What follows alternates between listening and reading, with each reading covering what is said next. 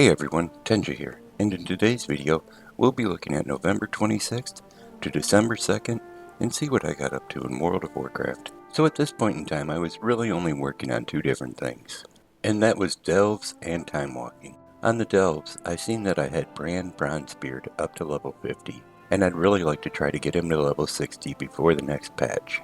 So I started running most of my level 80s that I have through delves, since the majority of my characters are alts. They were only doing level 5s. My main character, I was hitting level 8s and 9s with him. But once you get Bran pretty high in levels, the level and experience on him really slows down.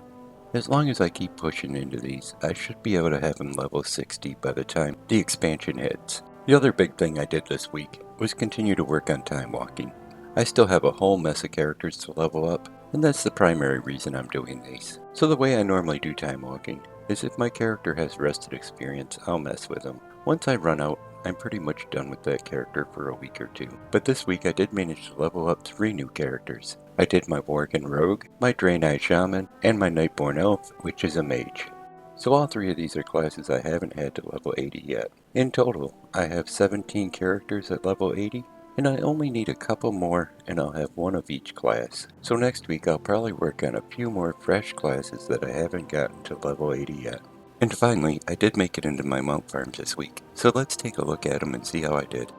I started off my week by heading over to Antorus the Burning Throne. Out of here I'm after the Scythe of the Unmaker, and it drops off of Argus the Unmaker.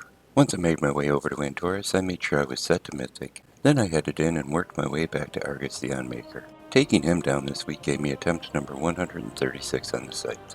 I didn't see a drop again this week, so I'll have to come back here again next week. Now I went after my first mount, and that was the Ny'alotha Allseer. This drops in Ny'alotha the Waking City, off of Ny'alotha the Corruptor. So again, once I got over there, I made sure I was set to Mythic before I headed in.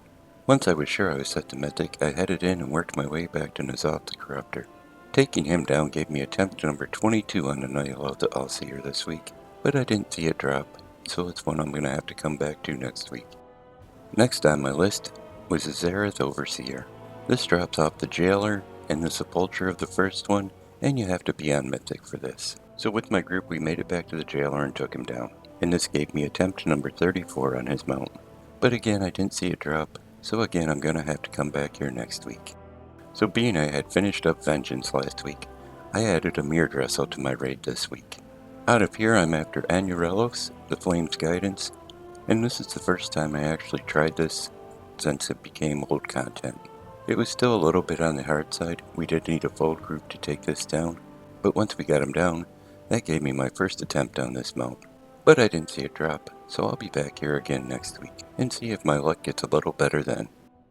So even though I didn't get any mounts to drop in my mount runs, I still did manage to get a few new mounts. The first one I got was the Enchanted Spellweaver Carpet. This will cost you 5,000 time walking badges, and it's bought from the North Ren time walking vendor. It's really easy as long as you got the badges. If you don't, it's going to take a little farming to get them. I do like the look of the carpet mounts, and since most of them are tied to the tailoring skill, it's kinda nice to get a few that aren't. The next mount I got was Ka, Legend of the Deep. This mount is associated with the achievement the Derby Dash. For this you need to go around and catch a bunch of different fishes, while you have the fishing buff from the Hollowfell Fishing Derby, which pops up only on Saturdays. But as long as you have the buff, you'll earn credit towards each of these fish.